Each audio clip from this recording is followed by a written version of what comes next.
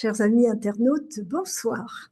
Ma rencontre avec Hubert Marty est très récente et je déplorais d'avoir raté sa conférence à la Baule et j'ai pu assister à son allocution lors du premier congrès de l'Alliance pour la France, dont le président Mourad El Hattab avait réussi à réunir 700 personnes. Alors je suis très heureuse qu'Hubert Marty ait accepté mon invitation.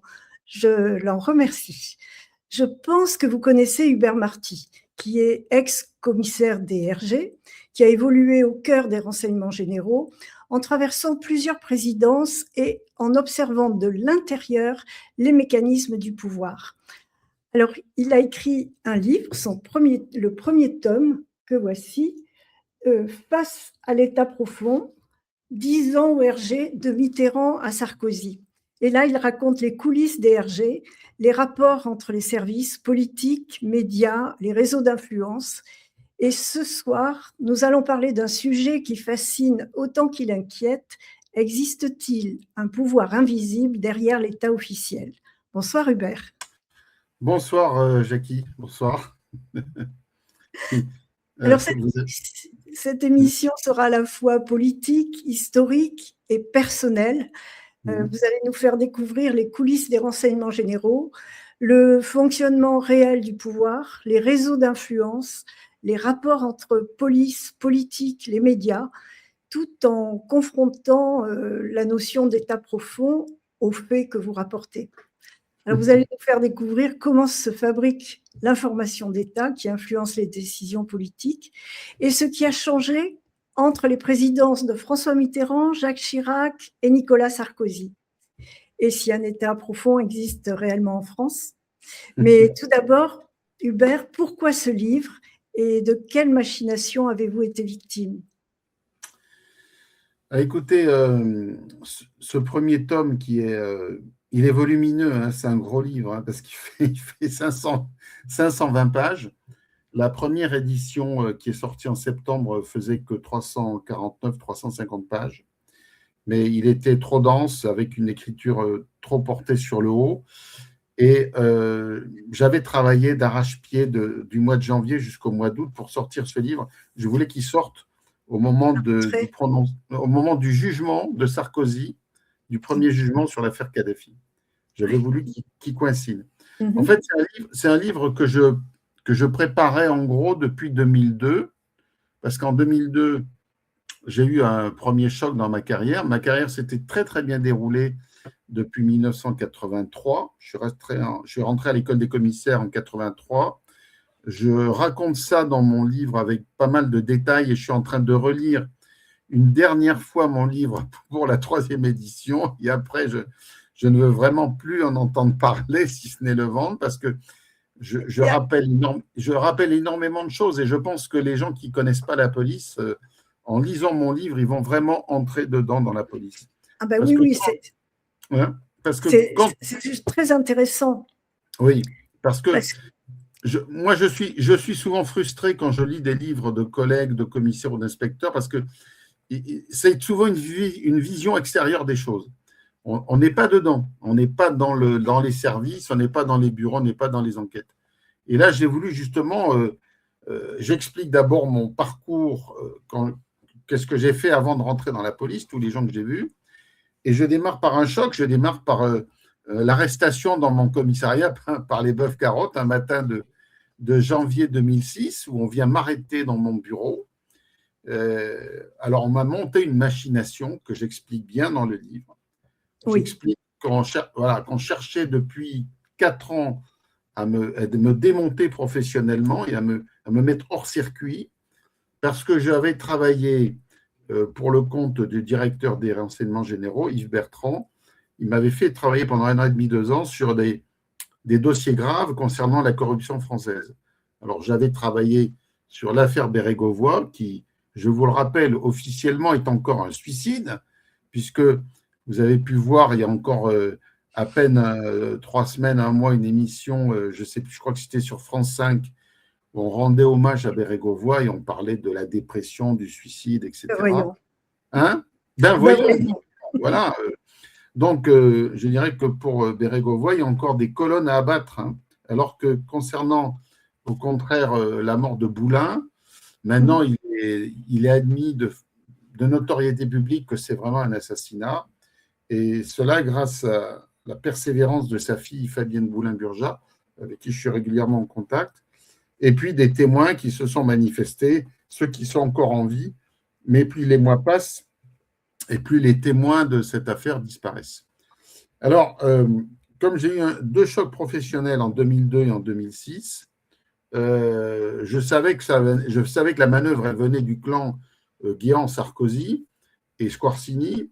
Et maintenant, quand je vois ce déchirement auquel on assiste au palais de justice, à la cour d'appel, franchement, personnellement, je suis très content de voir que les choses, enfin, sont sur la place publique, qu'on voit à qui nous avons affaire. C'est quand même des gens qui étaient très, très puissants parce qu'ils ont monté en puissance à partir de 2002, quand, je l'explique, quand Chirac a commencé à décliner. Alors, le déclin de Chirac, il est assez rapide parce que globalement, il a eu cette cohabitation de 97 qu'il n'avait pas vraiment cherché, qu'il a subi pendant 5 ans. Et après, son élection en 2002, sa réélection, c'est une réélection en trompe-l'œil, puisque en fait, il fait que 21% au premier tour, et il emporte haut la main parce que il est face à Le Pen et pas face à Lionel Jospin.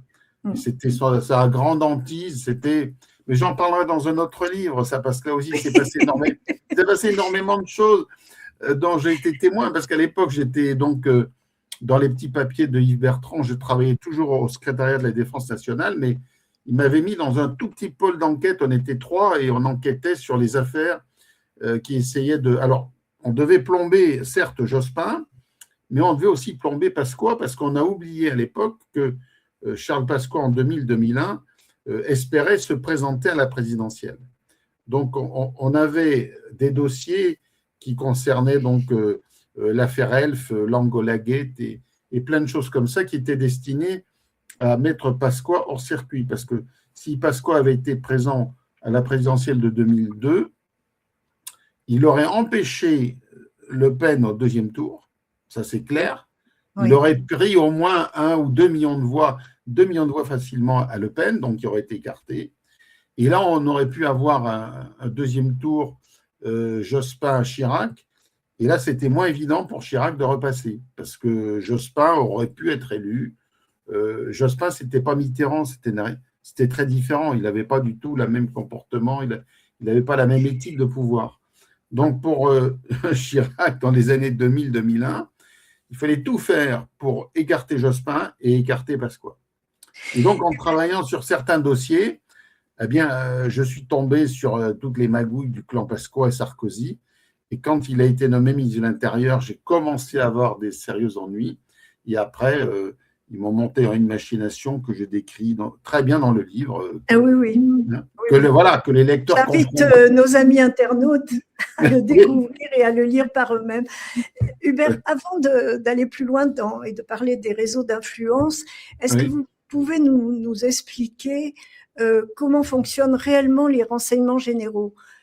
Par exemple, à quoi ça sert exactement, les renseignements généraux? Et puis, j'aimerais savoir quelle était la culture des RG par rapport à la DGSE et à la DST. D'accord. S'il vous plaît. Alors, tout à fait, tout à fait. Alors, j'en parle quand même dans le livre. Oui, vous en parlez. Mais je veux bien développer sans problème parce que il faut voir l'historique, tu vois, l'historique des choses. Je vais remonter un peu loin. À l'époque de la royauté, le premier service qui s'organise, c'est la gendarmerie, puisque la gendarmerie, elle apparaît à peu près en 1300, 1400, elle s'organise peu à peu.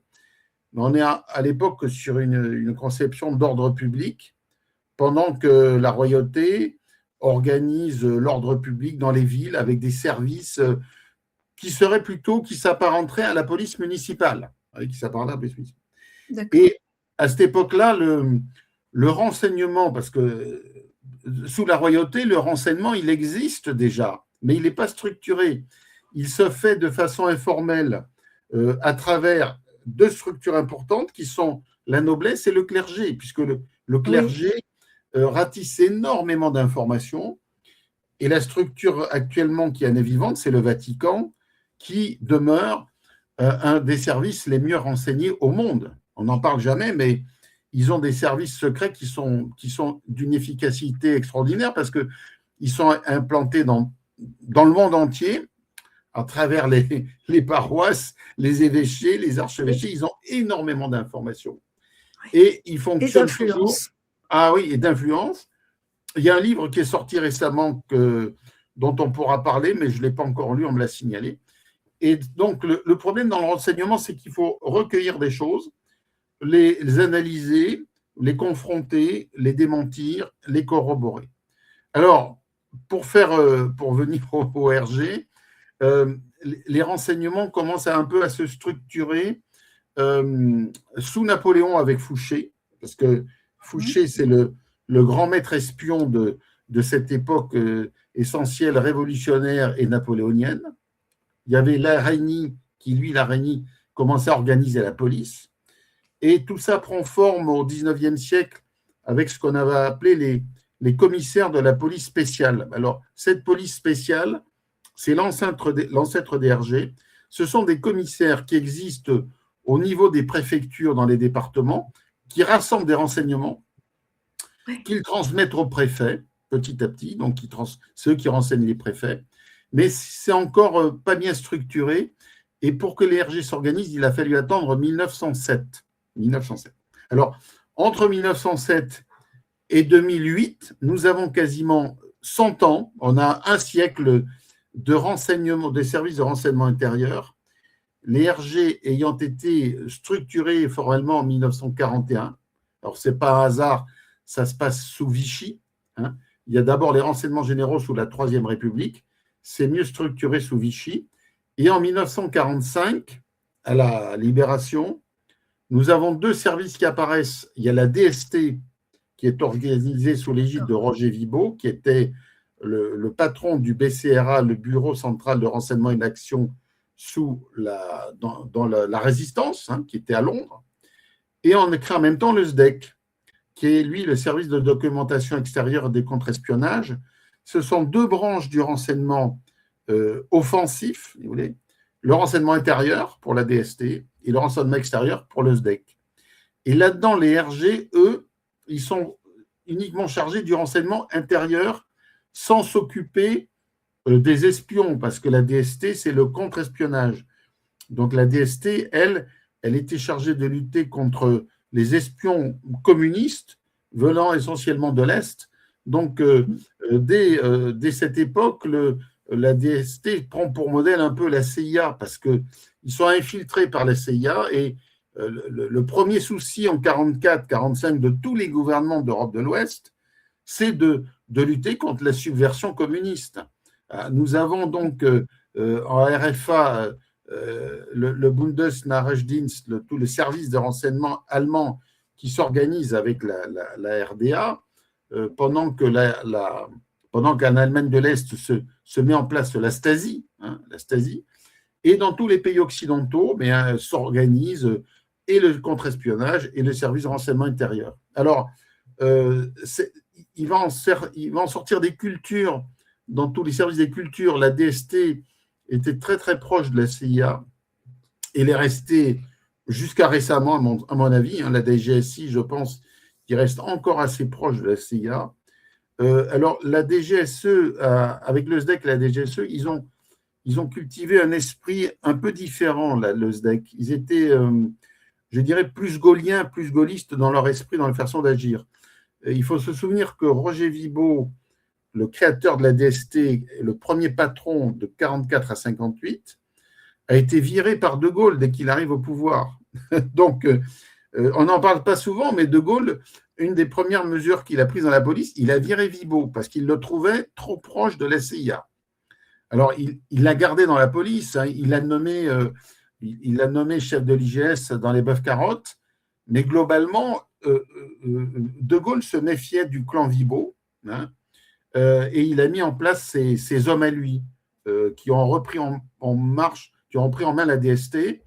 Et à partir du départ de De Gaulle, dans les années 69-70, je dirais que CIA et aussi le Mossad ont repris pied dans les services de renseignement français.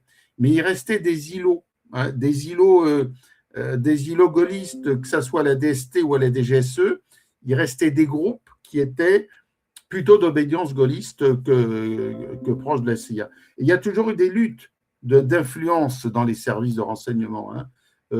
Et quand Mitterrand est arrivé en 81, il a mis aussi en place un peu ses équipes, que ce soit ERG, à la DST ou à la DGSE, des équipes qui lui soient plus proches.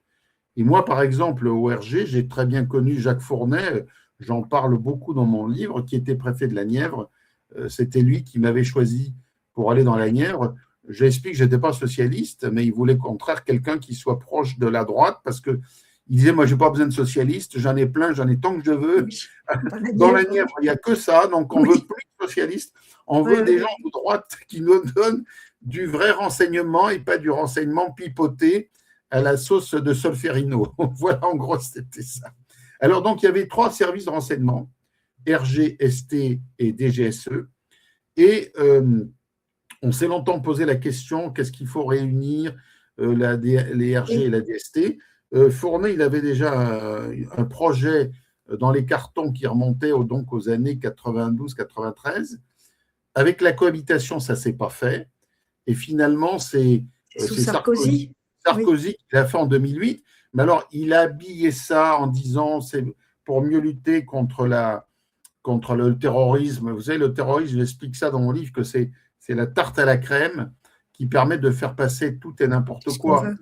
Voilà, tout et n'importe quoi. Alors, en fait, on a réuni les 2 services. Et les perdants, ça a été les RG, puisque les RG ont perdu beaucoup de personnel, ont perdu leur culture. De nombreux fonctionnaires, en gros, la moitié des fonctionnaires des RG sont partis en sécurité publique ou à la PAF ou ailleurs, ou ont pris leur retraite. Et ceux qui sont restés au sein de la DGSI, ils ont dû s'adapter aux méthodes de travail de la DST. La DST, comme la DGSI, travaille sous le secret défense. Donc, c'est un service qui est très contraignant parce que… Ça a dû être douloureux, ça. Mais oui, parce qu'on a coupé quelque part les services de renseignement de la population française. Et ce qui a embêté aussi les RG, c'est qu'on connaissait à la trace toute la vie des hommes politiques. Et on avait les dossiers sur leur vie privée, leurs mœurs, leurs rencontres. On avait des choses sur les réseaux pédocriminels à l'époque. Donc, on dérangeait beaucoup de monde. Donc, la dissolution des RG, toute la classe politique, elle était d'accord. Et oui, ça a permis de dissoudre les dossiers. D'expédier beaucoup d'affaires et de mettre à la poubelle de nombreux dossiers compromettants. Il faut être lucide là-dessus. Et dans l'autre sens, comment l'information circulait-elle des services jusqu'à l'Élysée? Alors, j'explique dans mon livre que tous les services territoriaux d'arrondissement, les départements, les régions, on faisait des notes. C'était quand même un service qui écrivait beaucoup. On écrivait beaucoup et on gardait les traces. Je parle des fameux fichiers des RG dans mon livre. Quand j'arrive au Havre pour 400 000 habitants, j'avais quand même 70 000 dossiers. C'est quand même énorme. C'est énorme. Et j'explique qu'on faisait tous ces dossiers. Alors, normalement, en 1944, pendant la libération, ils avaient expurgé des dossiers, mais pas tous. Ce qui fait qu'on avait des dossiers de personnes qui avaient été miliciens ou collaborateurs ou informateurs de l'Abwehr, parce que il y avait la Gestapo, certes, mais la Gestapo, elle était chargée d'aller arrêter, torturer les résistants, mais à côté, il y avait l'Abwehr qui était le service de renseignement allemand qui travaillait avec les services français. Et l'Abwehr avait recruté de nombreux informateurs dans toute la population française. Hein. Ils avaient des informateurs chez les ouvriers, chez les paysans, chez les journalistes, chez les enseignants. Ils avaient mis un peu la France en coupe réglée, comme on l'a vu avec la Stasi en Allemagne de l'Est. Hein. Voilà. Alors, je vois les questions qui arrivent là. Oui. Mais, bon, évidemment, qu'est-ce que vous voulez que je vous dise? C'est Sarkozy qui a pris toutes ces mesures pour essayer de supprimer tout ça, parce que d'abord, il n'aimait pas du tout Bertrand, qui était un Chiracien, j'explique bien dans mon livre. Oui. Donc, il avait associé les RG un peu un système politique qui l'espionnait lui et ses amis. Bon, il n'avait pas tort parce que je dirais globalement, Bertrand a été nommé en 92 sous la gauche et il est resté quand même 12 ans. Hein, il a été protégé complètement par Chirac. Et le problème qui est arrivé en 2002, c'est que au lieu de Sarkozy, on pensait que c'était Massoni qui serait nommé ministre de l'Intérieur. Ça ne s'est pas passé du tout comme ça. Et il y a eu le rôle, je l'explique un peu dans le livre, le rôle de Bernadette Chirac et de Claude Chirac, qui ont été séduits par Sarko et qui ont préféré que ça soit lui qui soit nommé ministre de l'Intérieur. Ça a été fatal à la France parce que lui, à Place Beauvau, ça lui a permis d'être élu en 2007. Alors, je vois les questions sur les agents qui ont été retrouvés morts. On en parlera un peu plus tard parce que voilà. je voulais, oui. Vous qui avez traversé plusieurs périodes présidentielles, oui. Vous avez 3 visions du pouvoir différentes. Et j'aimerais vous poser des questions sur François Mitterrand, sur Jacques Chirac, ensuite sur Sarkozy. Alors, en commençant par François Mitterrand, quelle était sa relation avec les services? Est-ce qu'il était méfiant ou et puis aussi l'affaire des écoutes. Oui, alors voilà. Oui, tout à fait. Alors, je veux dire que Mitterrand n'était pas vraiment en confiance avec les services parce que il avait subi, en tant qu'opposant, imaginons quand même que depuis l'arrivée de Gaulle en 1958, alors qu'il y a des gens de gauche qui vont avec le général, lui, il s'affirme comme l'opposant intransigeant de Gaulle et il va être, franchement, il va être très surveillé, très suivi, très écouté. Donc, il avait une image négative des RG et je dirais à juste titre parce que les RG, par exemple, prenaient ses lettres, les lettres privées, la correspondance qu'il entretenait avec Anne-Marie Pinjot, qui était sa maîtresse. Évidemment que les RG connaissaient, mais que personne ne connaissait en France. C'était resté secret. Mais toutes ces histoires privées, les conquêtes féminines de Mitterrand, ses amis, etc., l'état-major de Gaulle savait tout. Il savait très bien ce que tramait Mitterrand. Et j'explique une des raisons de la proximité de Mitterrand avec Pasqua, c'est que pendant la présidentielle de 65, De Gaulle se méfie de Mitterrand et pensait qu'il pourrait faire un mauvais coup pendant la présidentielle, style le faux attentat de l'Observatoire. Alors, il va mettre autour de lui une équipe du SAC pour le surveiller en permanence, qu'il ne fasse pas un coup comme l'Observatoire. Et dans cette équipe, nous avons eu notamment Charles Pasqua. Pas en permanence, il y en avait d'autres.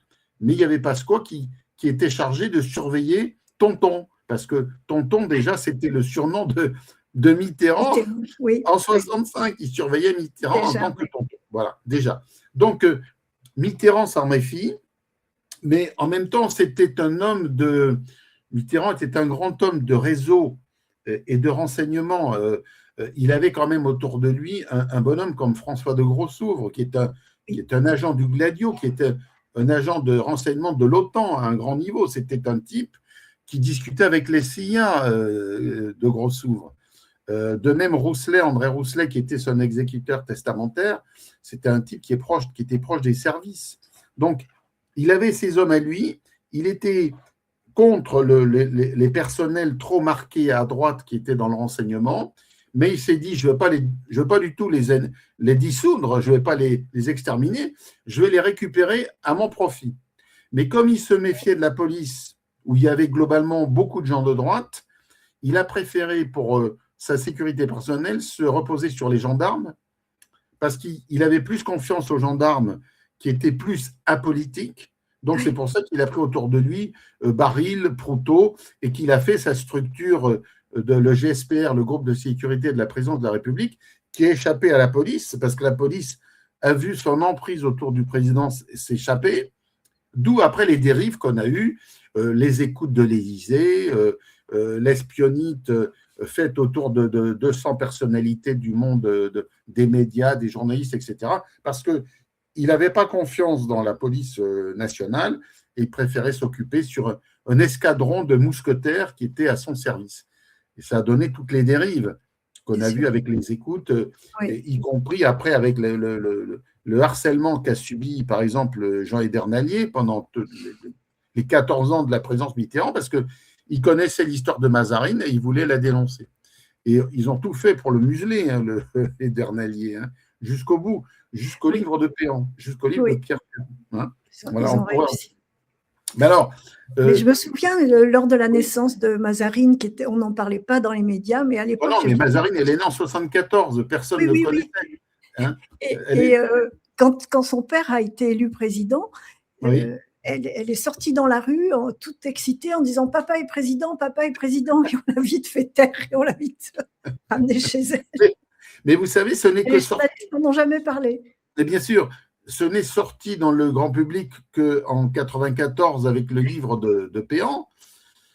Moi, étant dans la Nièvre, évidemment, j'avais des informations, mais à l'époque, je ne pouvais strictement rien dire. J'étais tenu au secret le plus absolu parce que le patron d'Hergé là-bas, s'il se m'a raconté la vie privée du président, ça aurait chauffé pour moi, hein, je ne vous cache pas. Voilà. Donc, moi, comme j'ai dit, quel que ça soit le président, un député, un président de club sportif ou d'une association, j'ai toujours eu pour règle de respecter la vie privée des gens, je l'ai dit dans mon livre, parce que j'estime que, quel que soit le niveau de responsabilité, on a droit à sa vie privée. Ah oui. Voilà, du moment qu'on respecte les gens et qu'on n'est pas dans la pédophilie, etc. Bien sûr. Et sous la présidence de Jacques Chirac, est-ce que vous avez senti une différence de méthode, une ambiance différente? Est-ce qu'il contrôlait aussi bien les services que le faisait François Mitterrand? C'était différent sous Chirac. Je pense que il faisait confiance. Pour les RG, il avait toute confiance en Bertrand, dont il était proche parce qu'il savait que c'était un gaulliste. Bertrand, il était en fait… Il avait sa carrière, elle démarre en fait quand il est commissaire à Lorient. Oui.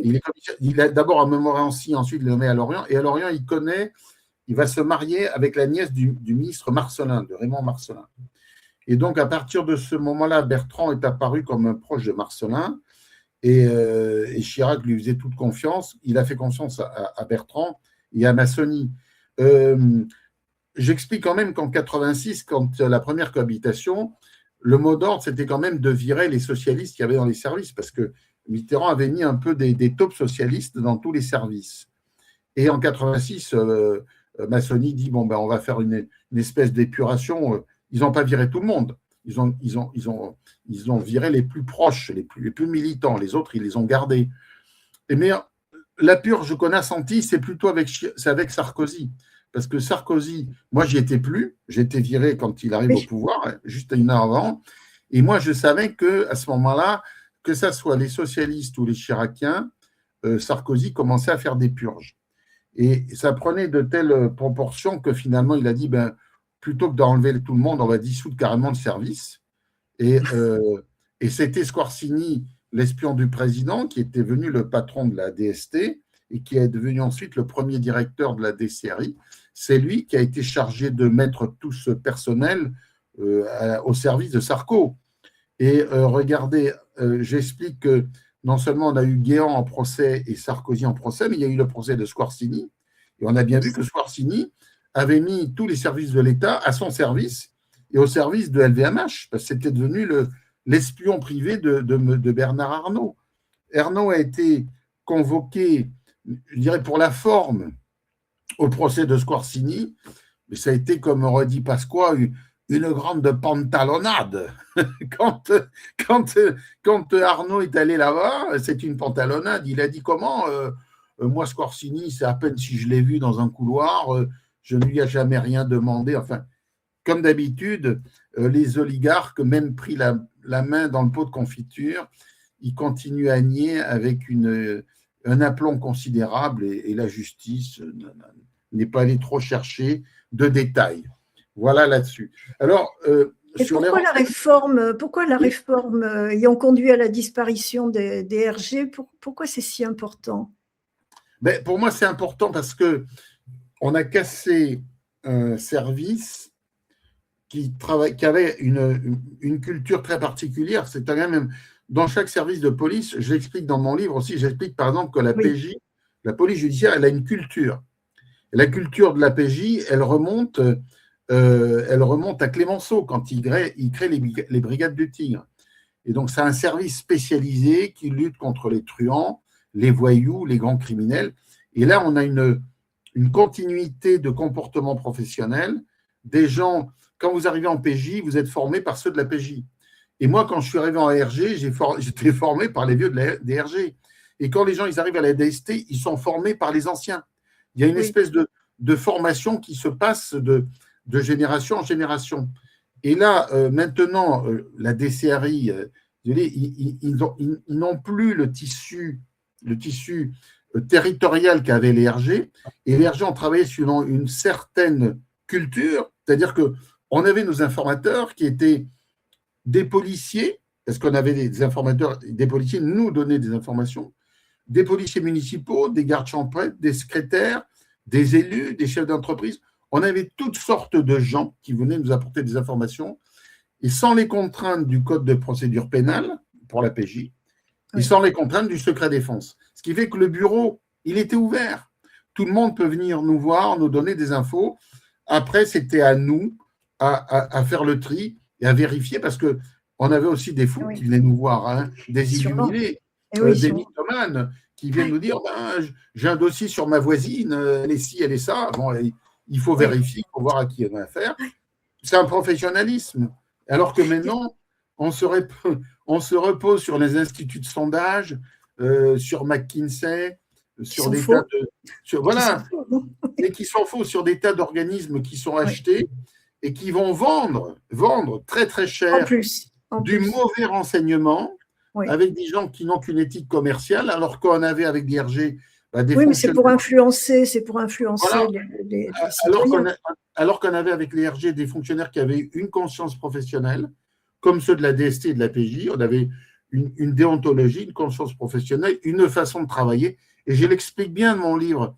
Je raconte que j'ai corrigé des enquêtes excessives, j'ai remis des gens, j'ai dit non, ce ne sont pas des fous, ce ne sont pas ci, ce ne sont pas ça. Parce que tous les collègues, on avait quand même une éthique de comportement, on avait une façon de travailler qui n'était pas celle d'un agent commercial. Un agent commercial, vous allez lui dire, écoutez, je vous mets 50 000 euros, il faut me servir un dossier contre telle personne. Alors, par exemple, j'ai vu dans les questions, là, on parle des dérives de l'histoire Athanor, de la fameuse loge Athanor. Ça, c'est quand on est en plein procès en ce moment. On est en plein procès. Et quand vous voulez nuire à quelqu'un jusqu'à l'éliminer, vous allez payer une officine pour faire un contrat, comme la mafia paye des tueurs à gages pour aller tuer quelqu'un. Alors, moi, il ne faut pas être pessimiste sur la France quand même. Je veux rester optimiste. On est un vieux pays, on est un grand pays. On nous demande, la France est-elle maudite à ce point? Et puis tout à l'heure, un autre internaute nous disait, mais il n'existe aucun garde-fou en France à l'heure actuelle. Écoutez, moi je pense que le meilleur garde-fou, ça sera le peuple français lui-même. Je ne crois pas du tout à ces élites, entre guillemets, qui sont des élites complètement déviantes, inculturées. Regardez que ce soit le Conseil constitutionnel, le Conseil d'État, la Cour des comptes, on n'a mis que des copains de Macron, mais on n'a pas des gens compétents. Or, que ce soit sous De Gaulle, Pompidou, Giscard, même Mitterrand et Chirac, ils avaient quand même la sagesse de mettre des gens qui n'étaient pas nécessairement de leur camp, mais qui étaient des gens compétents et qui étaient positifs pour le pays. Ce qu'hélas, on ne voit plus depuis 10 ans. Mais j'espère que dans les années qui viennent, je fais confiance. Je pense que la France va se ressaisir. D'où l'importance de l'apocalypse que nous vivons actuellement, puisque c'est l'ère des révélations et il n'y a que comme ça que les gens pourront réagir. Et qu'à votre avis, quel est le président qui comprenait le mieux le fonctionnement de l'État?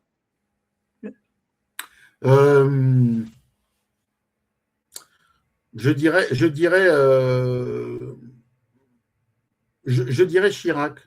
Je pense que Chirac comprenait le mieux l'État Mitterrand aussi, mais le problème de Mitterrand, c'est la moralité qui était très défaillante. Je l'explique dans mon livre. Ouais. Je pense que Chirac était un homme du terroir parce qu'en plus, il avait démarré, en fait, c'était un radical de gauche, Chirac. Il avait démarré avec Henri Queuille. Il s'était raccroché à Pompidou. Il était plus pompidolien que gaulliste. Le problème, l'avantage de Chirac, c'est qu'il était maire de Paris et député de la Corrèze. C'était quelque chose d'assez unique parce que. Et Bernadette a joué un rôle aussi, non? Oui, bien sûr qu'elle a joué un rôle. Mais Chirac, il avait l'avantage d'avoir l'oreille à Paris et les pieds dans le terroir de la Corrèze. Ce qui fait qu'il comprenait aussi bien les agriculteurs que les enseignants, que les bourgeois, parce que c'était un personnage qui était au contact de toute la France. Alors que Sarkozy, le problème, c'était le maire de Neuilly. Et quand on est maire de Neuilly, on ne peut pas comprendre la France, parce que Neuilly, ce n'est pas la France. La France, c'est autre chose. C'est autre chose que Neuilly. Et à la limite, je dirais que Hollande, je fais aussi un portrait d'Hollande dans mon bouquin. Oui.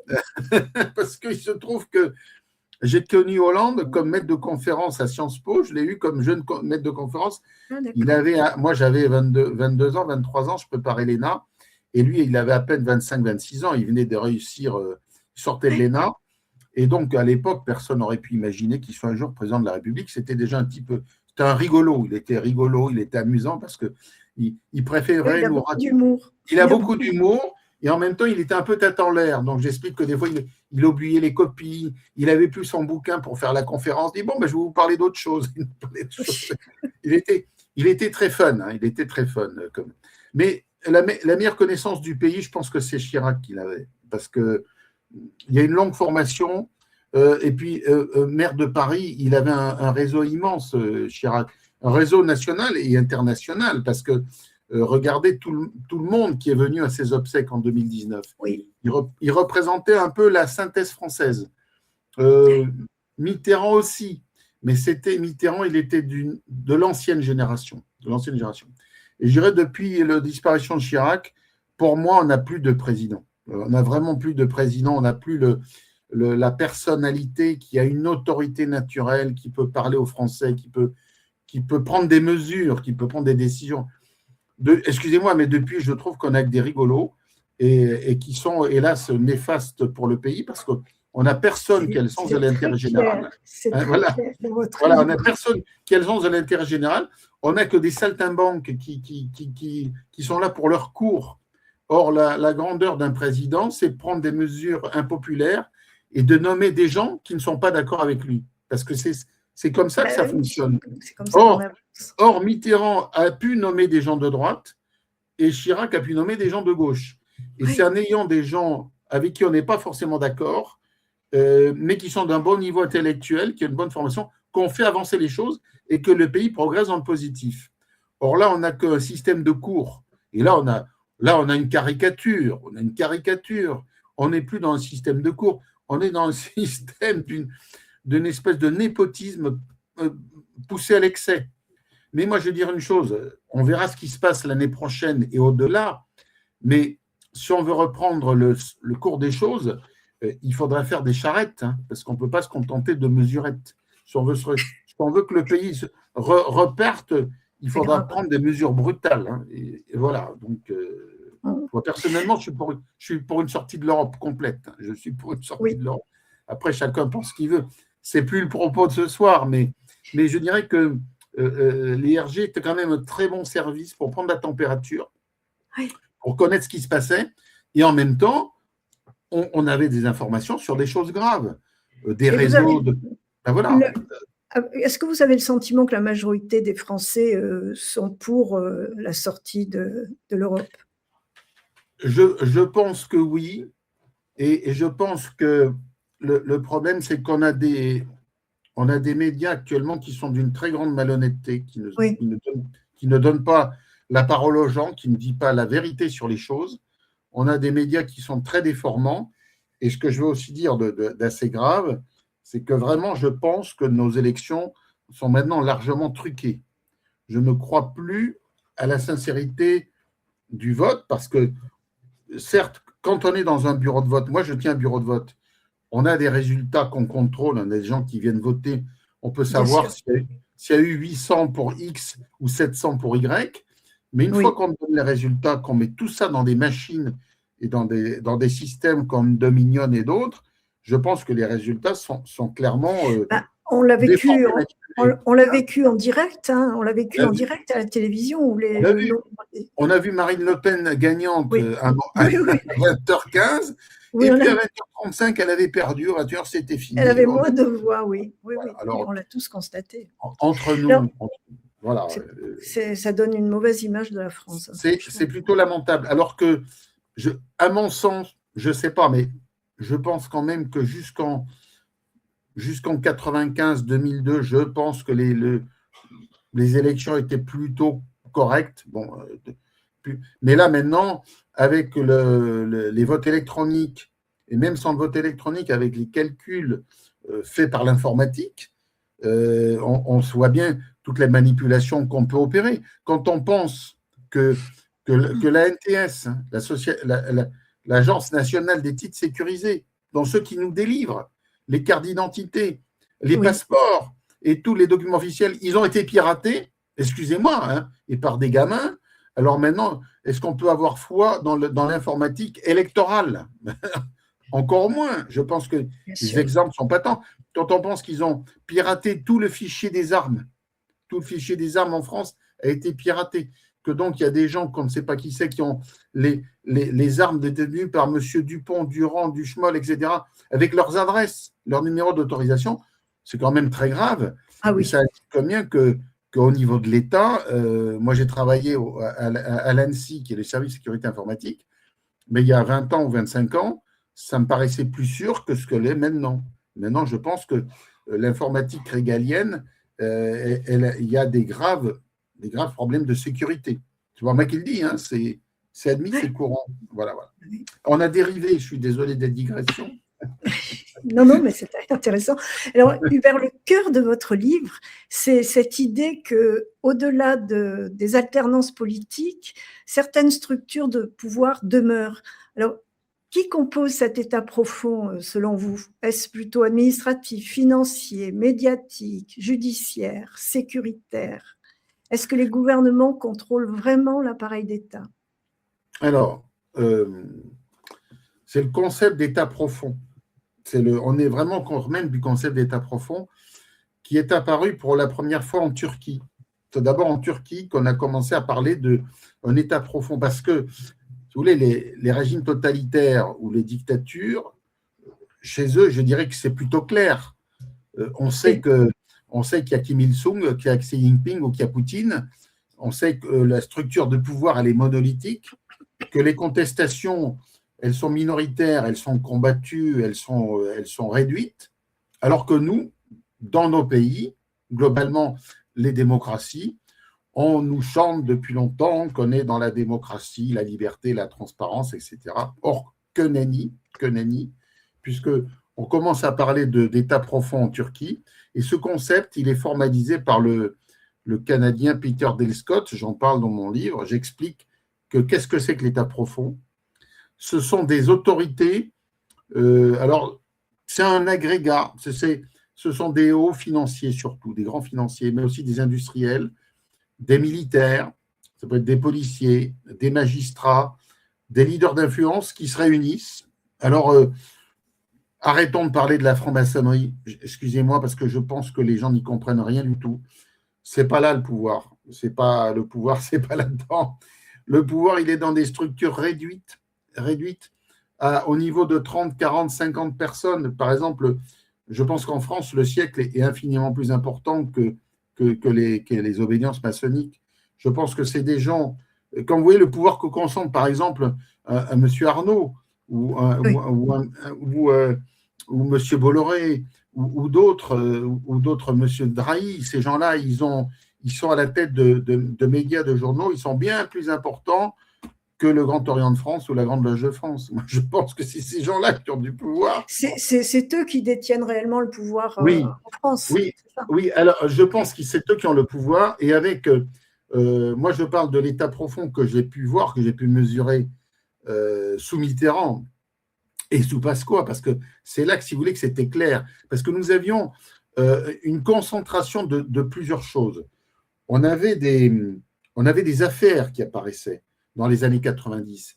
Et ces affaires qui impliquaient autant le Parti socialiste que la droite, elles montraient de graves détournements de fonds, des gros détournements de fonds, mais qui étaient une proportion gigantesque. Je rappelle que le Crédit Lyonnais, c'est 140 milliards et qu'on n'a toujours pas d'enquête sur où sont passés les 140 milliards du Crédit Lyonnais. Personne ne peut encore répondre. Les rétrocommissions des frégates de Taïwan, c'est 5 milliards. Les frégates, ça passe de 11 milliards à 16 milliards en 2 ans. Les rétrocommissions, il y a une liste de 20 personnes, peut-être c'était la liste que Bérégovoy avait devant l'Assemblée, et que même de nos jours, Christine de Viejoncourt, que je connais bien et qui a cette liste, elle ne veut surtout pas en parler parce que ça pourrait menacer sa sécurité 40 ans après. Vous vous rendez compte? Oui. Donc, oui. On connaît bien Christine sur notre chaîne. Oui. Voilà, vous la connaissez. Ça veut dire que cet état profond, il peut prendre des décisions, par exemple de tuer M. Boulin et qu'on fasse passer pour un suicide. Et 15 ans après, on tue Bérégovoy et on fait toujours passer pour un suicide. Et 30 ans après, devant les antennes officielles, ça passe toujours pour un suicide, alors que je démontre dans mon livre que c'est un pur et simple assassinat. Mais ça fait toujours peur de dire qu'en France, on a assassiné un Premier ministre et qu'il n'y a pas d'enquête. Et que tous ceux qui veulent remettre en cause cette version officielle, ils sont menacés, ils sont pourchassés, ils sont virés de leur boulot, comme moi, ça m'est arrivé, et qu'on paye des journalistes pour dire « Ah ben c'est un conspirationniste, il ne faut surtout toujours pas écouter ce qu'il dit ». Alors je voudrais quand même dire que mon petit livre, là, mon gros livre sur Face à l'état Face à l'état profond, il y a quand même des journalistes de certains médias qui l'ont lu, mais qui ne peuvent toujours pas en parler. Et toujours pas en parler. Et qu'il faut que ce soit des médias comme vous, Jackie, et quelques autres qui me permettent de porter mon témoignage, parce que les grands médias, de parler de l'affaire Bérégovoy, ça fait toujours peur. Ça veut dire que cet état profond, il est toujours là. Quand on voit la mort on a parlé de Éric Dénessé, du général de la Warde, et puis d'Olivier Marleix, je suis désolé, on a quand même, il y a moins d'1 an, un député courageux qui était LR, qui était le président du groupe parlementaire, qui demandait des enquêtes sur Alstom, sur le bradage de Alstom aux États-Unis, on l'a retrouvé pendu chez lui. Et l'enquête, elle était rapide, aussi rapide que pour Bérégovoy. Et actuellement encore, M. Marleix était dépressif et s'est suicidé chez lui en se pendant. Oui, on a même parlé de pendaison incomplète. Incomplète. Qu'est-ce que ça veut dire? Avec son portable dans son caleçon, et il a l'idée de se pendre en caleçon. Excusez-moi, mais attendez, on croit rêver. Alors, on a avec M. Marleix quelque part le même mécanisme qu'avec M. Bérégovoy. On a des familles qui sont sous influence, parce que visiblement, on a une justice qui semble aux ordres et une famille qui semble gravement menacée. Donc, je dirais, ce qu'on a connu sous Boulin, Béré et Marleix, on a quelque part la même permanence, parce que ce sont des gens qui voulaient dénoncer des scandales industriels et financiers qu'on a fait taire, et les gens qui remettent en cause, eh bien, ils ont quelques soucis. Je dirais quelques soucis. On avait fait une émission sur Daniel Balavoine il y a quelques mois, et il en ressortait que sa famille était coincée aussi. Vous avez fait une émission avec M. Pernin, non? Exactement. Exactement. Je le connais bien, c'est un monsieur très attachant, effectivement. Tout à fait. Alors, certains vont contester sa façon d'avoir des résultats, mais globalement, ça se tient, ce qu'il raconte. Ben oui. Ça se tient. Hubert, comment peut-on fabriquer une affaire politico-médiatique? C'est pas compliqué. C'est pas du tout compliqué. Non, c'est pas compliqué. Vous allez prendre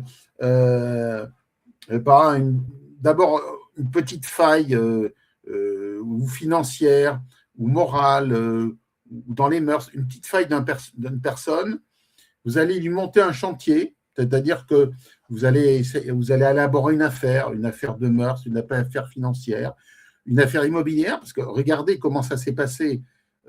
Boulin, on l'a compromis dans une histoire du terrain de Ramatuelle, hein, son fameux terrain de Ramatuelle, où on a dit qu'il avait fait des magouilles pour le permis de construire, que ça. Il n'en était rien. Oui. D'ailleurs, il y a quand même une chose importante de noter, c'est que l'histoire de Boulin, c'est Henri Tourné. C'est Henri Tourné qui a monté le piège. Henri Tourné, qui était un membre du SAC, on a compris qui a monté le piège, lequel Henri Tourné ensuite a été exfiltré au Chili ou en Argentine, où il est mort à 96 ou 17 ans, de sa belle mort, mais il a quand même eu le temps de dire, M. Tourné, bravo pour lui, il a déclaré que c'était un piège, qu'on lui avait demandé de faire de la mousse pour faire tomber M. Boulin, et que c'était vraiment un assassinat. Il l'a vraiment reconnu. Alors quand je vois en France, il y a encore des gens qui disent que c'est un suicide, alors que la personne qui a provoqué le piège elle-même dit que c'est un assassinat, je ne vois pas pourquoi il y a des gens qui sont encore… Pourquoi on met ça en doute, oui, bien sûr. Voilà.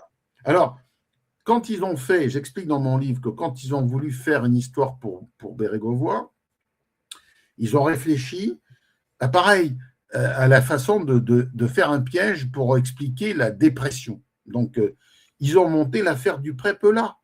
L'histoire du Pré-Pelat, elle est montée par les proches du président en disant comment on va faire pour faire tomber Béré.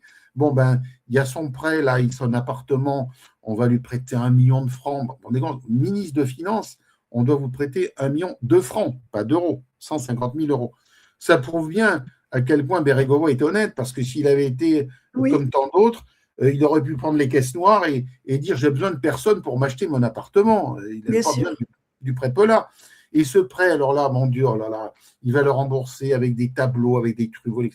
On l'a mis dans un entonnoir et on a actionné le canard enchaîné, qui est… Attendez, le canard enchaîné, c'est toujours à prendre avec des pincettes. Hein. Il lève parfois de très bons scandales, parfois ils sont très très bons, mais parfois aussi ils sont manipulés.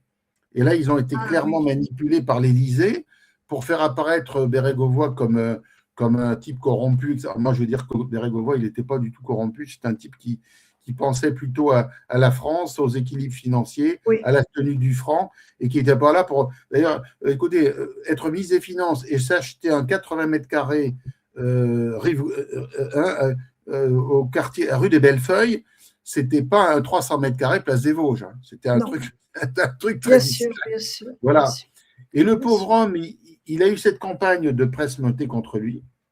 Et comme je l'explique, il n'était pas du tout dépressif. Il avait envie de se battre, de remonter la pente et même d'être candidat à la présidentielle. Et je pense qu'il aurait voulu être un candidat anticorruption.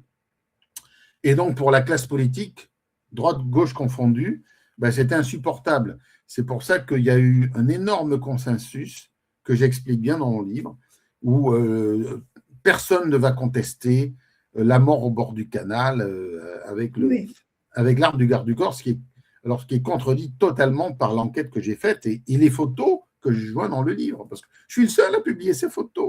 Personne n'en a parlé. Alors que le photographe que je connaissais bien, Guy Ruiz, m'a dit, écoute Hubert, je vais te laisser ces planches photographiques, parce que moi je ne pourrais rien en faire, mais je peux dire que moi, ma conviction, j'étais sur place, et Béré, il a été descendu, il ne s'est pas suicidé. Voilà, c'était la conviction du photographe, mais c'était aussi la confidence que m'a faite le président Omar Bongo, j'en parle dans mon livre, Omar Bongo, qui me dit 3 mars 93, au téléphone, il me dit, c'est Mitterrand qui a fait tuer Bérégovoy, il me le dit lui-même. Personne n'est venu me contredire sur cet écrit, personne. Voilà. Et puis, il y avait les constats qui étaient faits à l'hôpital aussi, qui ont été modifiés. Bien sûr. Entre son arrivée et puis… Bien sûr. Et puis, elle avait la confidence de sa femme, qui a toujours clamé Gilbert Bérégovoy. Ils me l'ont tué, il ne s'est pas suicidé. Donc, on a bien là un état profond qui manipule toutes les ficelles du pouvoir et qui a surtout la presse, tout un système médiatique qui est à ses ordres, qui lui obéit au doigt et à l'œil. Parce que après l'affaire Bérégovoy, après sa mort, quasiment aucun journaliste n'a remis en cause la thèse officielle. Personne, tout le monde a abondé dans ce sens. Et les peu qui voulaient essayer de remettre en cause la version officielle, ils étaient placardisés, taxés de conspirationnistes, etc., etc. Voilà, je pourrais vous en parler longuement, mais oui. Voilà. Oui. Vous évoquez des méthodes moins visibles du pouvoir, que ce soit des influences, des opérations psychologiques, des manipulations médiatiques, les luttes internes. Est-ce que vous-même, vous avez été témoin de manipulations d'opinion? Est-ce que vous y avez été mêlé contre votre gré ou en spectateur? Mêlé, non. Je n'ai pas été mêlé à des… Non, je n'ai pas été mêlé, mais témoin, oui.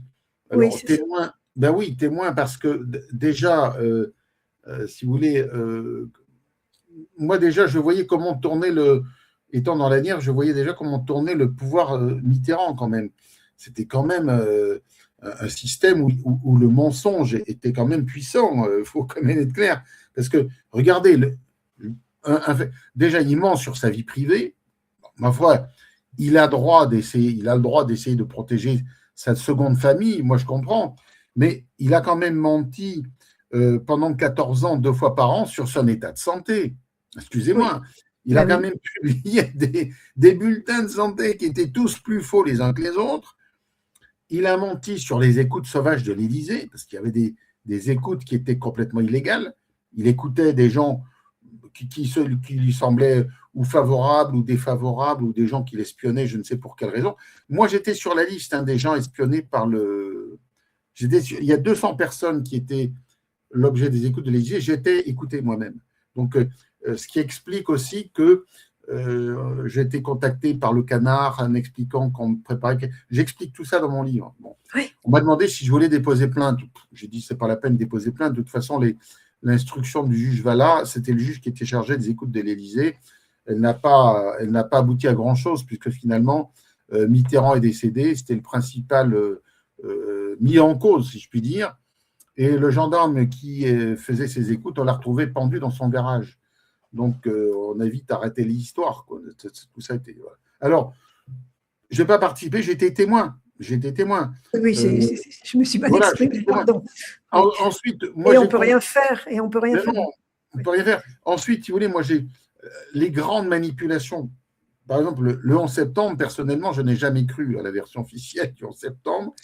En analysant des faits factuels, en expliquant comment ça se fait que des gens puissent détourner 4 avions en un quart d'heure, tout ça me peut sembler complètement farfelu, ça ne correspondait pas à la réalité des événements, y compris l'effondrement des tours. L'effondrement des tours, ça peut nullement s'expliquer par des avions, parce que les tours, elles ont été pulvérisées. On n'est pas dans une histoire de feu de kérosène, on est dans autre chose. Donc, c'est un autre débat, je pourrais vous en parler, parce que je connais bien le dossier du 11 septembre. Bon, ce n'est pas la peine, on ne va pas en parler aujourd'hui, ce soir. L'histoire aussi des armes de destruction massive sur l'Irak, j'ai jamais cru. Je ne crois pas davantage à l'histoire de l'arme nucléaire iranienne, parce que, excusez-moi, c'est encore une manie américaine que de nous faire croire que les Iraniens ne veulent pas le nucléaire militaire, ils veulent le nucléaire civil. En revanche, sur la zone, qui sait qu'il y a la bombe atomique, c'est Israël. Alors, remettons les choses en place. Eux, ils l'ont, la bombe. On n'en parle jamais. Ils n'en parlent jamais. Les Iraniens, eux, c'est quand même un pays de 90 millions d'habitants. Ils ont un niveau de vie qui n'est pas très loin du nôtre, parce qu'ils ont une classe moyenne importante. Ce n'est pas un pays miséreux, l'Iran, c'est un grand pays. Et ils veulent du nucléaire, comme nous, on a des centrales nucléaires. Bien sûr. Mais l'accord nucléaire iranien, il a été signé en 2015.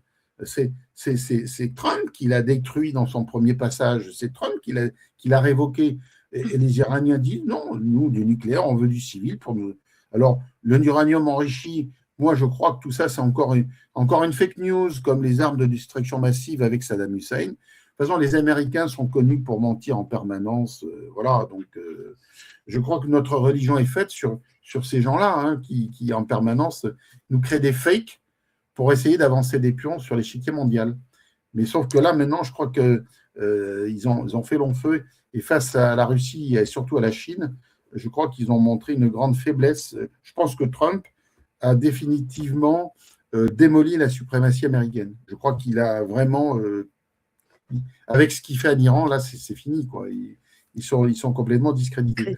Alors, voilà, donc les services de renseignement intérieur, pour moi, ils manquent actuellement à la France, parce que quand on voit ce qui se passe au niveau des banlieues, où il y a attendez, il n'y a plus de renseignement de l'État français dans les banlieues.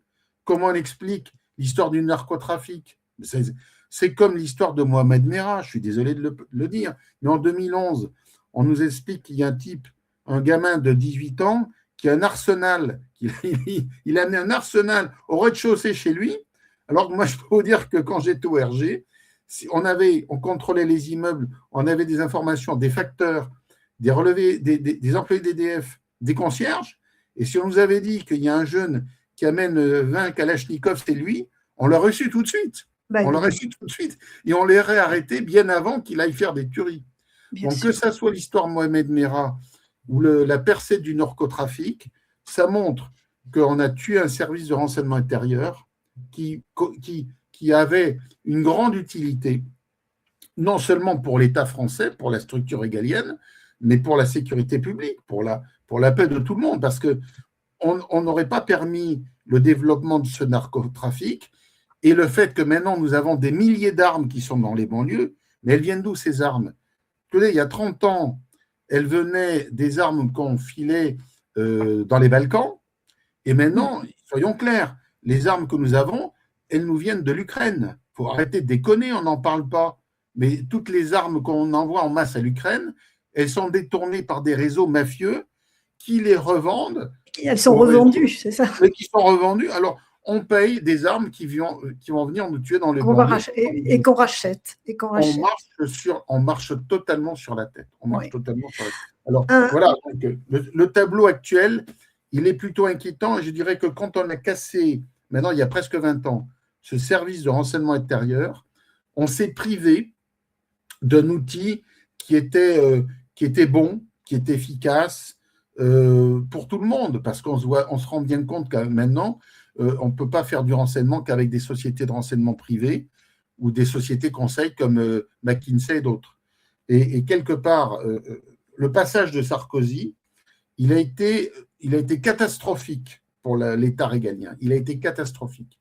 Alors, justement, le procès qui est actuellement sur les fonds libyens, c'est bien, ça nous permet aux Français de voir un peu, d'ouvrir les yeux sur qui a été aux manettes pendant longtemps. Et non seulement ils étaient à l'intérieur pendant quelques années, mais il y a eu tous leurs copains qui sont restés dans les ministères, que ce soit à l'intérieur ou à la justice. Et il a fallu attendre un renouvellement des générations, parce que les gens de Sarkozy, maintenant, ils sont comme moi, ils sont à la retraite, ils sont partis. Donc, il y en a d'autres qui sont arrivés et qui ont dit, ouvrons un peu les yeux, parce que si on continue sur la lancée de Pasqua, Guéant, Sarkozy, Squarcini, on était en dérive totale. On avait un État mafieux façon assurée. Je ne dis pas qu'on en est sorti, mais je dis qu'on a évité une plongée grave. Ça veut dire que tout n'est pas gagné, mais qu'on a quand même… oui, voilà, un dernier mot sur la disparition du dernier témoin du système Sarkozy, l'assassinat du fils Kadhafi. Voilà. Alors j'en parle dans le démarrage dans ma nouvelle édition, parce que dans ma nouvelle édition actualisée, j'ai remis d'actualité certains événements. Alors, l'assassinat le 5 février, je crois que c'était le 5 février. Le 3, je crois. Je l'ai dans ma nouvelle édition. Le 3. Le 3 février, voilà. L'assassinat de Saïf al-Islam, le fils de Kadhafi qui avait assisté à tous les transferts de fonds, ça arrange bien Sarko. Hein. Ça ne concerne pas le français moyen ni le libyen moyen, mais en revanche, si on avait eu Saïf al-Islam élu président, même s'il avait qu'une moitié de la Libye, il aurait eu des moyens d'amener des preuves sur ces fameux fonds libyens. Je rappelle quand même que Choukri Ghanem, qui était le mec, le ministre des Finances, qui notait tout sur ses carnets avec l'épreuve de fond, on l'a retrouvé quand même noyé dans le Danube en 2012, alors que Sarkozy était encore président de la République, noyé dans le Danube. Avant le procès en première instance, le jugement, M. Takedine, il a une crise cardiaque. Alors, imaginons Takedine qui était fort en gueule, s'il était vivant à Beyrouth lors de l'énoncé du jugement. Je pense qu'il ne se serait pas privé de prendre la parole. Bien sûr. Maintenant, on a le fils Kadhafi qui meurt 3 mois avant le procès en appel. Je dirais que là, c'est encore une suite de très bonnes coïncidences. Voilà. C'est gros. Hein. Évidemment que c'est gros, mais je suis un des seuls à en parler, personne n'en parle. Pourtant, il y avait matière à dire, mais attendez, il se passe quand même beaucoup de choses étonnantes autour de M. Sarkozy et de ses procès. Je pense qu'on n'est encore pas au bout des surprises sur cette histoire de fonds libyen, je pense. Ouais. Voilà. Et après 10 ans passés au cœur du système, quel regard portez-vous aujourd'hui, Hubert, sur la France et sur l'évolution du pouvoir? Alors, l'évolution du pouvoir, elle est pour moi très négative parce qu'on assistait à une espèce de présidentialisation excessive depuis Sarko. Bon, avec Hollande, un peu moins probablement, mais avec l'ère Macron, on est dans le narcissisme complet au pouvoir. Donc, le pouvoir a dérivé complètement. On est dans un système qu'il faut revoir complètement parce que est-ce que la France a encore les moyens d'avoir 300 ou 400 000 élus? C'est aberrant, quoi. Que ce soit le nombre des députés, des sénateurs, des ministres, il faut diviser ça par 2 ou 3. Et il faut que ces gens-là soient payés pour des résultats. Or, ils ne sont pas payés pour des résultats. Ils sont sur des fromages qui veulent surtout conserver. Les députés ne veulent pas dissolution, que ce soit quel que soit le groupe politique. Ils veulent garder le fromage. Alors, regarde, chaque fois, on a des motions de censure qui devraient être votées, mais il manque toujours 15 ou 20 ou 30 voix parce qu'ils veulent garder leur prébande. Mais c'est un outrage fait en permanence au peuple français. Donc, moi, je crois qu'il faut revoir la Constitution, réformer le système électoral, revoir notre millefeuille institutionnel, territorial. Et là-dedans, on va tout de suite faire immédiatement 40-50 milliards d'économies. Plus la corruption, comme j'explique à la fin de mon livre, la corruption qui nous coûte 130-140 milliards par an, déjà on a 200 milliards qu'on peut économiser. Parce que c'est un scandale que les Français travaillent, et maintenant ils ne font pas 35 heures les Français qui bossent, ils font 50 heures, ils font 60 heures. Bien sûr. Ils travaillent. Moi je travaille énormément et je suis retraité, mais je continue de travailler. Les agriculteurs, attendez, ils travaillent quasiment jour et nuit, les commerçants aussi. Les chauffeurs, les livreurs, les teinturiers, tout le monde travaille énormément.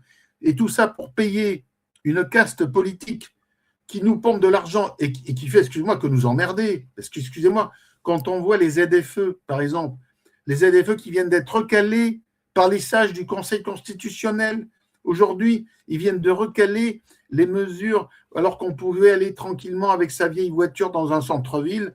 On va vous dire non, vous ne pouvez plus y aller et il faut vous acheter une voiture à 30 000 ou 40 000 euros. Attendez, mais ça suffit, quoi, ça suffit. Il faut qu'on revoie tout ça. L'état actuel, assez pessimiste, mais je reste optimiste parce que je pense qu'à terme, les Français vont arriver, je pense, à renverser la table. Il ne faut plus faire des mesurettes. Il faut faire une grosse réforme. Je pense qu'on est quand même bien enfoncé, là, très très bien enfoncé. Et si on veut continuer à être dans le lumpenprolétariat, dans un sous-développement, continuons. Si on veut, on continue. Mais si on veut que ça s'arrête, écoutez, il y a des tas de gens, des médias comme vous et d'autres qui essayent d'ouvrir les yeux à nos citoyens. On ne veut pas faire de coup d'État. On veut que le peuple reprenne le pouvoir et que les gens qui sont au pouvoir prennent des mesures en faveur du plus grand nombre et pas en faveur d'une petite minorité. Que les mesures soient faites en considération des gens qui bossent, quoi. Et on n'est pas des privilégiés. On n'est pas privilégié avec 3 000 euros en France actuellement, ni même 4 000, mais ce n'est pas vrai. Quand on voyait ils nous disaient qu'avec 4 000 euros, on est des privilégiés, mais on marche sur la tête. On marche sur la tête. Voilà. Alors, il y a un internaute qui demandait qui a tué Éric de Dessay. Est-ce que vous pouvez le dire? Alors, D'abord, pour moi, ce n'est pas un suicide. Je vais vous le dire Ça, tout de oui. suite, c'est pas un suicide. Alors, oui, la question, c'est qui l'a tué. Oui. Écoutez, il y a une ou deux pistes qui ne semblent pas, extravagantes, notamment une piste possible des services ukrainiens, parce que des Nessé étaient quand même assez pro-Poutine ou assez pro-Russie. Donc, il se peut qu'il ait dérangé des gens qui ne voyaient mal ses positions pro-russes. Et l'autre piste, elle est sur les études qu'il faisait sur Alstom, parce que je crois qu'il travaillait un peu avec Olivier Marleix. Donc, les gens qui remettent, disparu. Voilà, qui remettent cette affaire d'Alstom sur le vent de la scène, il faut quand même voir que dans cette histoire Alstom, il y a eu quand même des grandes commissions. C'est comme l'histoire Nestlé, des commissions qui ont été touchées par un monsieur qui a encore un an à l'Élysée. Et donc, quand on met le doigt sur des histoires financières gênantes pour le pouvoir, les gens qui dénoncent ces faits sont de facto menacés. Voilà. Alors, il faudrait quand même que les gens se secouent un peu parce que, à force de tuer des gens qui dénoncent, je dirais que l'ambiance, elle est pas très saine. Hein, parce que franchement, c'est ce que vous dites quand vous dites au lieu d'affronter les gens sur les vrais sujets, on les élimine. C'est effrayant. Oui. Ben voilà. Faisons des débats, faisons des enquêtes. Et je dénonce, moi, les histoires Boulin ou Bérégovoy, et j'évoque à la fin des dossiers actuels, parce que je me dis que l'état profond qu'on a connu dans les années 80-90, il subsiste de nos jours sur d'autres affaires. Mais ces affaires, elles continuent d'être négatives pour l'intérêt général, parce que ce n'est pas qu'un scandale particulier, là, ce sont des milliards qu'on a volés à la France. C'est un savoir-faire particulier, parce que quand vous pensez par exemple à ces turbines RL, ces turbines qui étaient un savoir-faire national, qui permettait à la France d'avoir une influence dans tous les grands pays qu'on nous a soufflé, qu'on nous a subtilisé, et qu'à côté de ça, il y a des gens qui se sont empochés des commissions faramineuses, c'est un scandale national, cette histoire. Donc, il faut faire une enquête. Il faut faire une enquête. Et comment il s'appelle, Marleix voulait une commission d'enquête parlementaire qu'on a refusée. C'est bien malheureux. De même, sur les réseaux Epstein, pas de commission d'enquête parlementaire. Non. Mais alors, on les paye pourquoi, les députés? Pour continuer à voter des mesures contre les Français? On en a eu une sur le système audiovisuel. Là. Voilà. Et elle a eu un tir de barrage, cette commission. Ah oui, elle a eu de nombreuses critiques, alors que je pense que je n'ai pas eu le temps de le lire, le rapport de Charles Allonge. Mais je crois qu'il propose des mesures de bon sens. Arrêtons de donner 4 milliards à un service public pour entretenir une intelligentsia qui va dans les grands hôtels, ils vont au Martinez pendant le festival de Cannes, ils dépensent 300 € de taxi par jour, etc. etc. Une gabégie qui n'a plus lieu d'être. Parce que pareil, on ne peut plus vivre sur cette train de vie de princier, alors que la plupart des gens, maintenant, ils doivent travailler jusqu'à 65, 67 ans, 68 ans. Regardez maintenant, les médecins, ils travaillent même jusqu'à 75, 80 ans, parce qu'il n'y a plus de médecins ou plus de pharmaciens dans les... Voilà, c'est tout un ensemble de systèmes à revoir, mais je pense que la lutte contre la corruption et reprendre un service de renseignement régalien qui soit d'un bon niveau professionnel, avec une bonne éthique, je pense que ça nous permettrait déjà de regagner quelques milliards facilement. Je pense assez vite. Oui, la loi Yadan, je crois qu'on l'a mise un peu de côté, la loi Yadan. Je crois qu'on l'a mise un peu de côté. Et après tout ce que vous avez vu, Hubert, qui gouverne réellement la France aujourd'hui?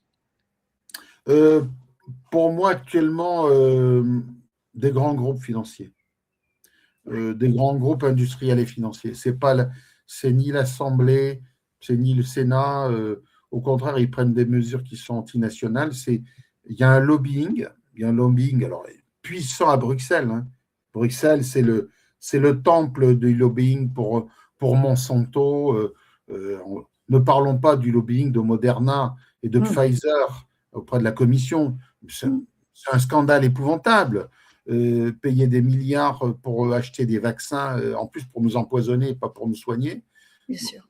On assiste à tous les étages, on a des scandales énormes. Et maintenant en plus, c'est le bétail qui veulent vacciner. Donc, en plus, comme on refuse, c'est le bétail. Hein, voilà. Oui, ok. Voilà. Donc, voilà, qui gouverne pas nos élus, des grands lobbies internationaux. Voilà. Rappelons votre livre. Oui. Face à l'État profond, 10 ans ORG de Mitterrand à Sarkozy. Le second tome est en préparation. Où peut-on se le procurer? Alors, allez sur mon site hubertmarty.fr. J'ai un site. Oui. Je voudrais vous signaler que j'ai un petit problème avec mon webmaster parce que je lui ai demandé d'actualiser mon site. Il n'a toujours pas fait. Parce que mon livre, maintenant, il n'est plus à 28 €, mais il est à 35 €, mon livre. Parce que c'est un pavé, hein, il fait 520 pages. Je confirme que c'est un pavé. Donc, mais c'est passionnant, c'est un vrai thriller. Voilà. Et on attend le tome 2 maintenant. Voilà, alors le tome 2 sortira en juillet. Il sera beaucoup plus réduit. Il ne sera plus autobiographique. Nous serons au cœur d'enquête et on sera toujours dans l'état profond qui est toujours vivant. Il ne faut pas croire, l'état profond n'est pas mort. Oui. Et rappelons aussi les conférences. Vous donnez aussi toute une série de conférences. Donc, vous étiez récemment à la Baule, mais il y a 2 ou 3 affiches que la régie est en photo, mais vous pouvez nous dire où on peut vous rencontrer. Je serai à Avignon les 30, je crois que c'est les 30 et 31 mai, à l'Université citoyenne Avignon. Et je donne une conférence à Lesneven dans le Finistère le 14 juin.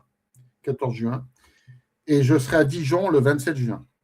Voilà, les conférences prévues. Très bien. En attendant de revenir peut-être, voilà, 14 juin. Vous avez encore plein de choses à nous dire. Et puis, on fera cette rencontre avec Jean-Louis Ambert aussi, qui sera sûrement très intéressante, vraisemblablement le mois prochain, si... Avec plaisir. On arrivera à coordonner nos dates. Merci infiniment, Hubert. Je vous précise que je ne suis pas du tout suicidaire. Je vous le précise tout de suite.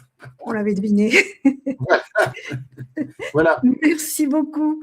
Merci infiniment. Merci, chers amis internautes. Merci aux modératrices, modérateurs toujours fidèles. Et puis, à la semaine prochaine. À la semaine prochaine. Merci.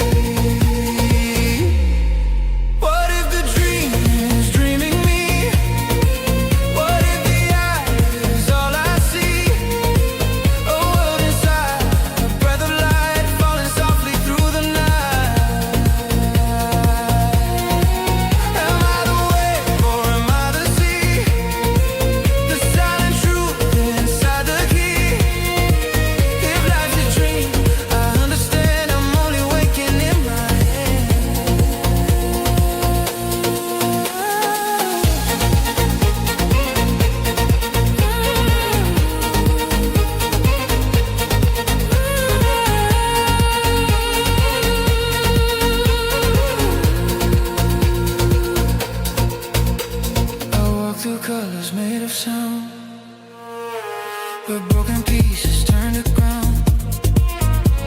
I saw my fears become the rain, I saw my joy forget its name. The mirror whisper, let it go. There's more to feel than we can know. Every ending, every start is just a dream inside our heart.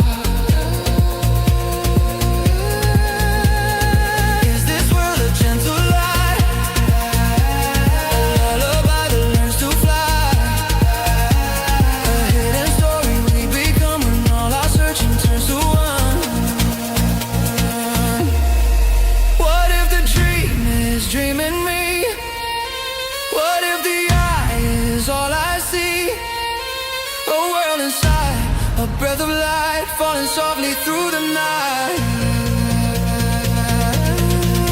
Am I the wave or am I the sea? The silent truth inside the key. If life's a dream, I understand. I'm only waking in my hands.